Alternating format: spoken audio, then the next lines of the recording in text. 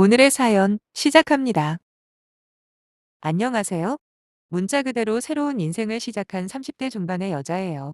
시집은 한 번 다녀왔습니다. 흔히 말하는 돌싱녀가 된 지는 1년도 아직 안 지났네요. 제가 이렇게 사연을 올리게 된 이유는 최근에 헤어졌던 전 남편한테 연락이 왔더라고요. 구질구질하게 잘 살고 있느냐, 요즘 건강은 잘 챙기고 있냐, 매일매일 제 영상을 보고 있다면서 전혀 궁금하지도 않은 자기 근황을 이야기하는데 그냥 듣다가 끊어버렸습니다. 그 인간이랑은 더 이상 할 말이 없었거든요. 안 좋게 헤어졌냐고요? 당연하죠. 애초에 이혼을 한 부부 중에 좋게 헤어진 커플이 몇이나 될까요? 더군다나 저 같은 경우에는 경찰서에 고발까지 하면서 일이 커졌던 케이스라 더더욱 최악이라고 볼 수 있겠죠. 지금이야 이렇게 무덤덤하게 말할 수 있지만 그때는 말도 못하게 힘들었습니다. 중산층이라고 부르기에도 조금 모자랄 만큼 없이 살던 저희 친정과는 달리 시가 쪽은 꽤 부유한 편이었어요. 시어머니는 평생 일 한 번 하지 않고 귀부인처럼 누리기만 하셨을 정도로 돈 걱정은 한 번도 해본 적이 없었답니다. 시아버지가 크게 사업을 하고 계셨거든요. 무슨 공연이나 행사에 관련된 사업이라고만 들었는데 서울 변두리기는 하지만 자가로 집만 두 채를 보유하고 있을 만큼 돈을 잘 버셨죠. 제가 왜 과거형으로 말을 하냐면 결혼하고 얼마 안 있어 도박으로 전부 날리셨거든요.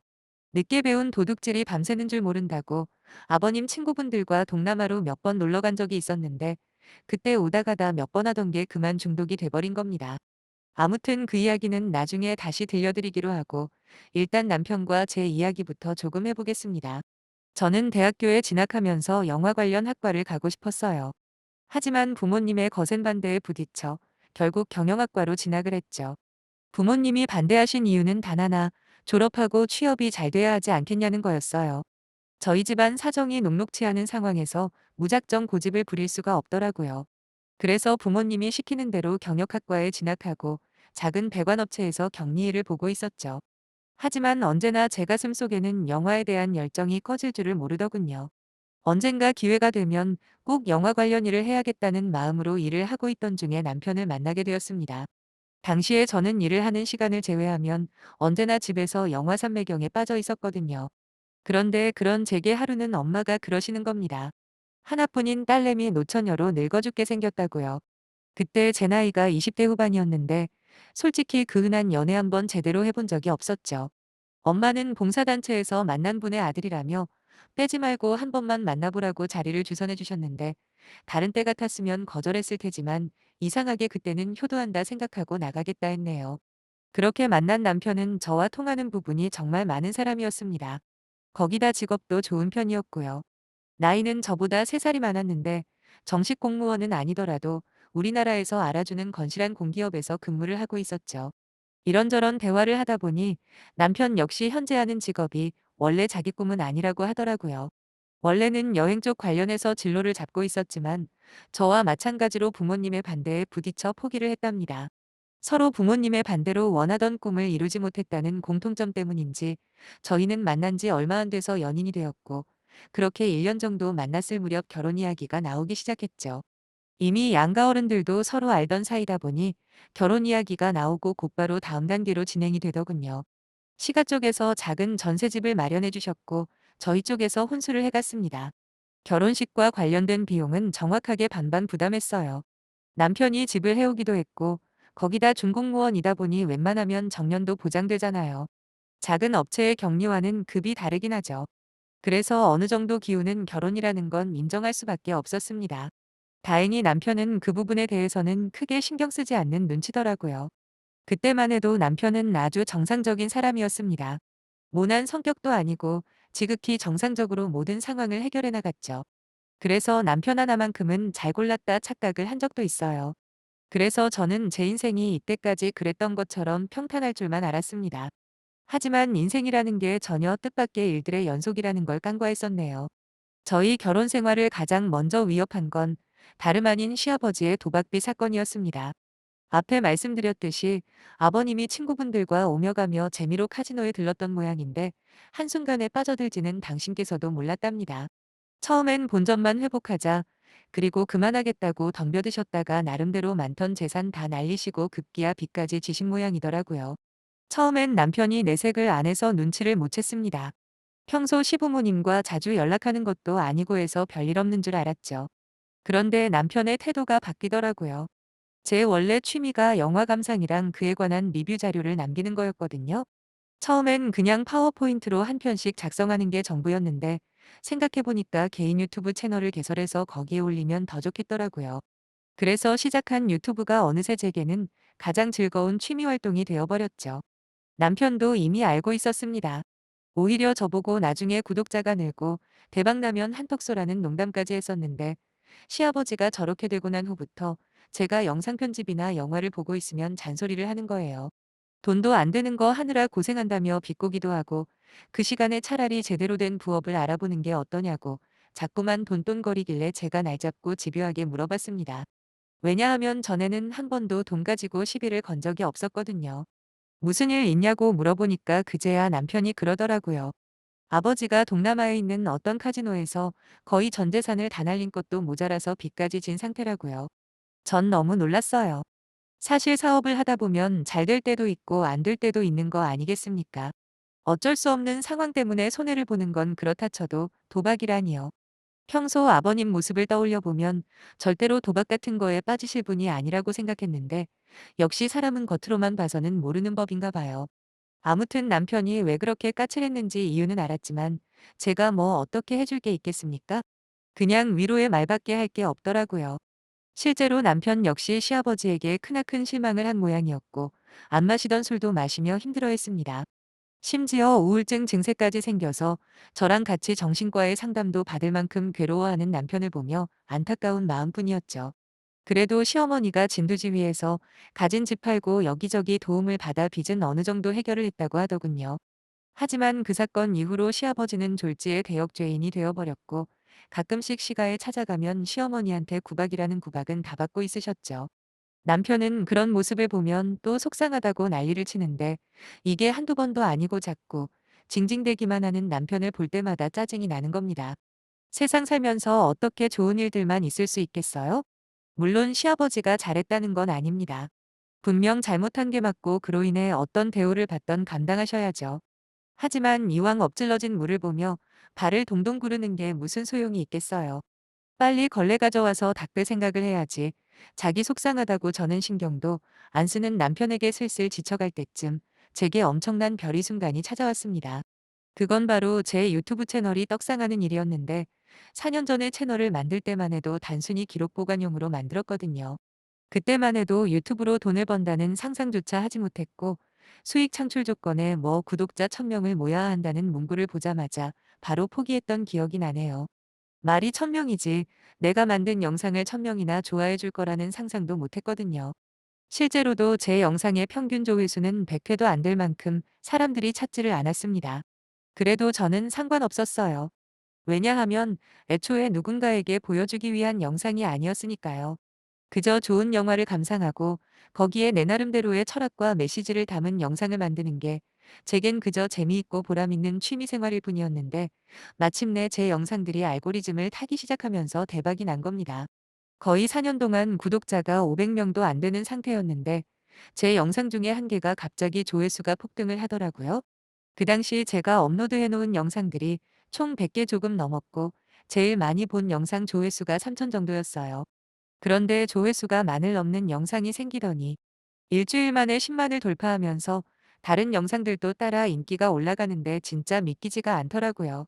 그렇게 수익 창출 조건이 만족되었다는 메일을 받고 몇 가지 절차 후에 드디어 제 채널에서 돈이 벌리기 시작한 겁니다. 물론 처음부터 돈을 많이 벌진 못했죠. 첫 달 수익이 20만 원도 안 되었으니까요.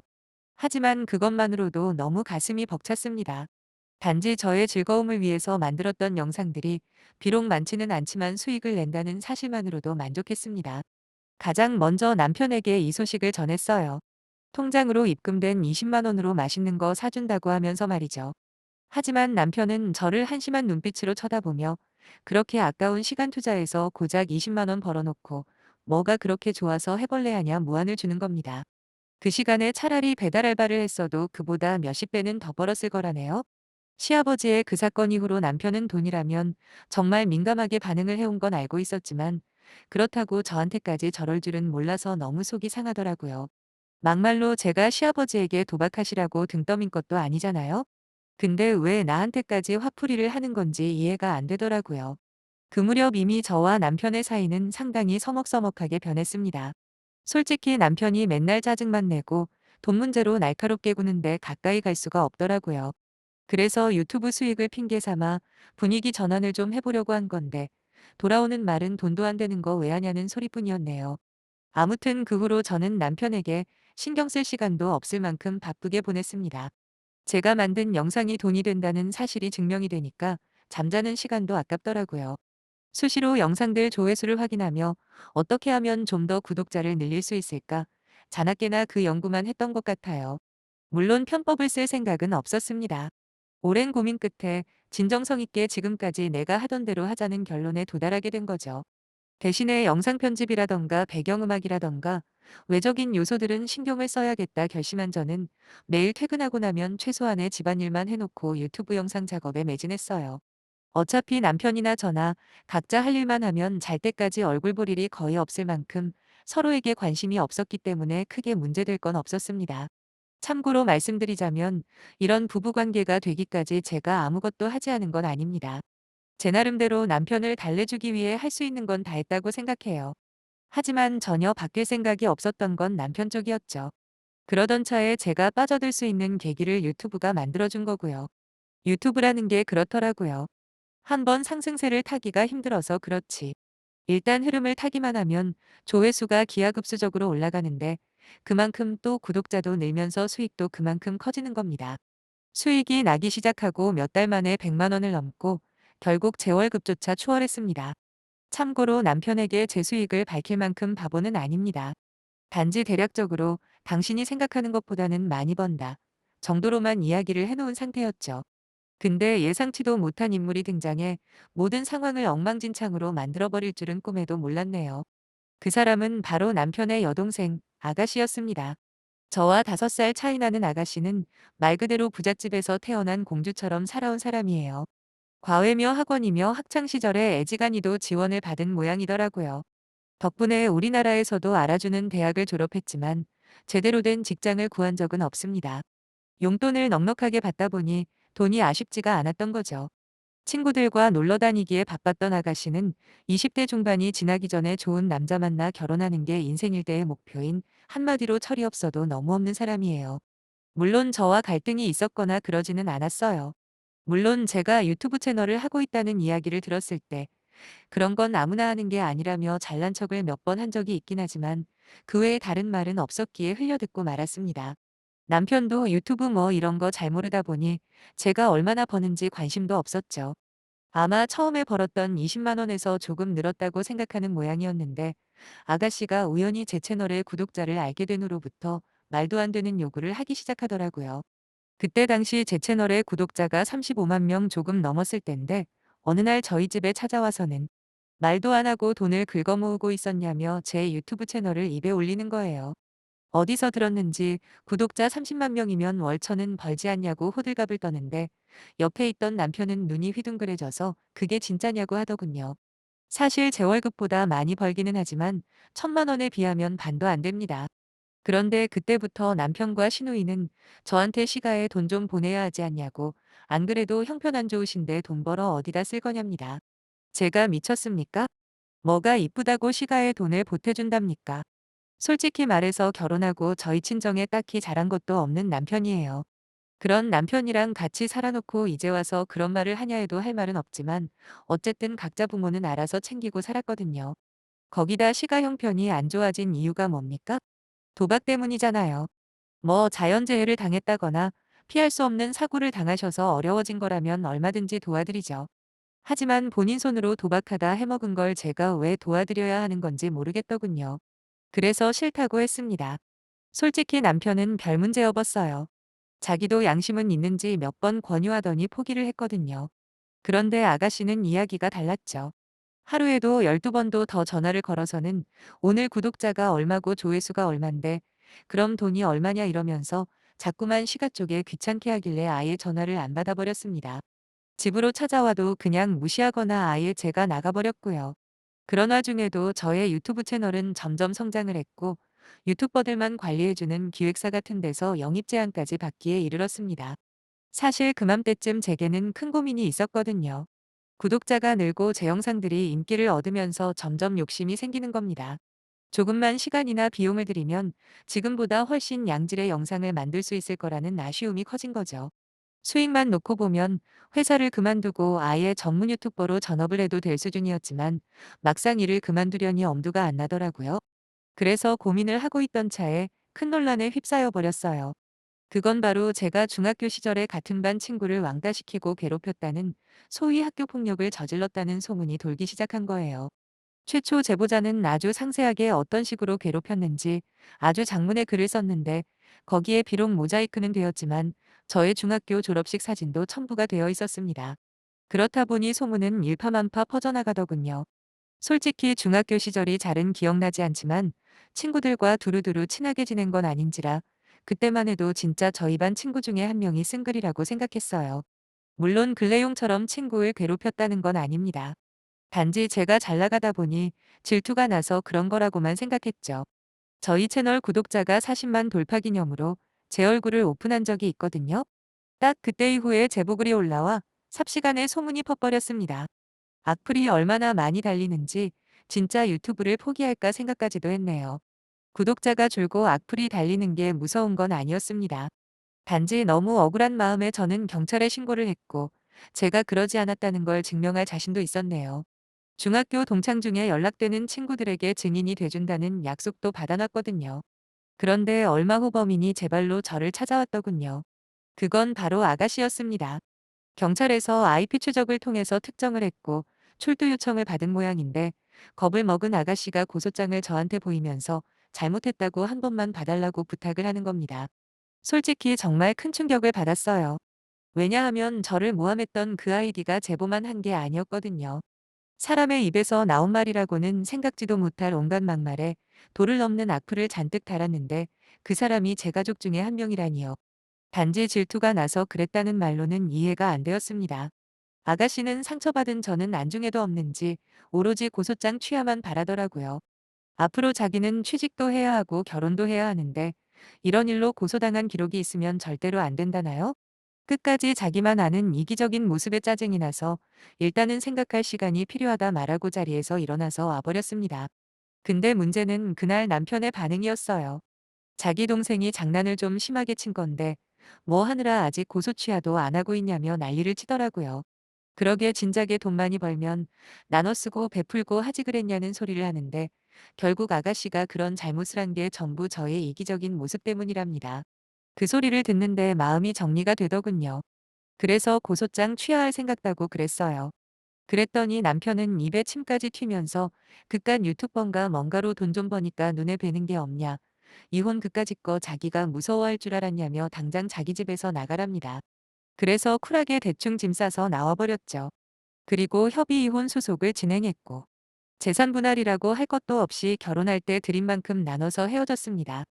이혼할 당시만 해도 과연 잘한 결정인가 걱정도 된 건 맞지만 1년이 지난 지금은 생각이 확실해졌습니다. 그때 이혼을 안 했으면 지금의 제가 없었을 거라고요. 남편이 어떻게 사는지는 몰라요. 뭐 찌질하게 돈에 허덕이며 등신같이 살겠죠. 아무 관심도 없습니다. 제가 어떻게 사느냐가 더 중요하잖아요. 이혼하고 전 곧바로 회사에 사표를 냈어요. 본격적으로 기획사도 들어가서 제대로 된 편집자분도 고용했죠. 그리고 현재는 회사 때 받던 연봉은 비교가 안 될 정도로 많은 수익을 올리고 있는 중입니다. 제가 이혼하고 회사를 그만둘 때까지만 해도 반신반의하시던 부모님도 지금은 열렬히 저를 응원해 주시고 있고요. 얼마 전에는 아빠 차도 새로 뽑아드렸습니다. 물론 반은 할부지만 그래도 그게 어디예요. 10년 가까이 중고차를 타고 다니시는 걸 볼 때마다 마음이 짠했는데 아빠가 기뻐하시는 걸 보니 정말 행복했습니다. 앞으로 남자를 만날지는 모르겠어요. 매일같이 영상 만들고 아이디어 짜내느라 솔직히 연애할 시간도 없거든요. 자기가 좋아하는 일을 직업으로 가진다는 게 이렇게 행복한 일인지 지금에야 알았어요. 어렵게 잡은 기회인 만큼 정직하고 성실하게 유튜버라는 직업에 임하겠습니다. 그럼 사연 줄일게요. 감사합니다.